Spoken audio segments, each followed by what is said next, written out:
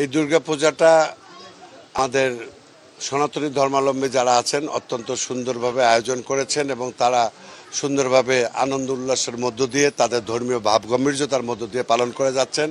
এই পূজা মণ্ডপে কোথাও কোনো প্রকার অপ্রীতিকর ঘটনা কখনো ঘটেছে এই ধরনের কোনো খবর আমার আসে নাই।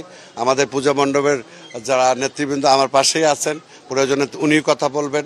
আমার বিশ্বাস আমাদের এই দেশ একটি হিন্দু, সনাতনী ধর্ম, বৌদ্ধ, খ্রিস্টান যারা আছেন সবার একটা যে সম্প্রীতির দেশ, সেটা এই পূজা মণ্ডপ চলা অবস্থায় প্রমাণ হয়েছে।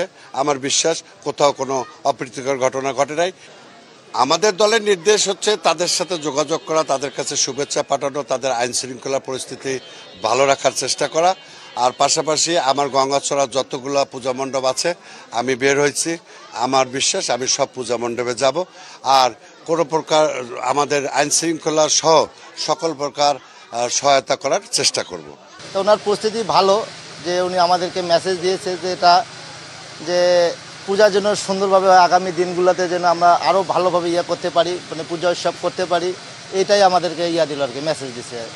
অনেক ভালো লাগার বিষয় এটা, যে দেশনেত্রী বেগম খালেদা জিয়ার বার্তা এবং দেশনায়ক তারেক রহমানের বার্তা নিয়ে একজন বিএনপির মনোনয়ন প্রত্যাশী জনগণের পাশে যাচ্ছে এবং পূজা মণ্ডপগুলোতে যাচ্ছে এবং সার্বিক সহযোগিতা করতেছে, দেখভালও করতেছে। এটা আমার কাছে একটা অনেক ভালো লাগার বিষয়। যেটা দায়িত্ব পালন করছে এটা অনেক অনেক অনেক থেকে অনেক সুন্দর, ঠিক আছে। আছে সর্বক্ষণে তারা আছে আমাদের পাশে, এটাই চাই ভবিষ্যতে এভাবেই করে আসি, এটাই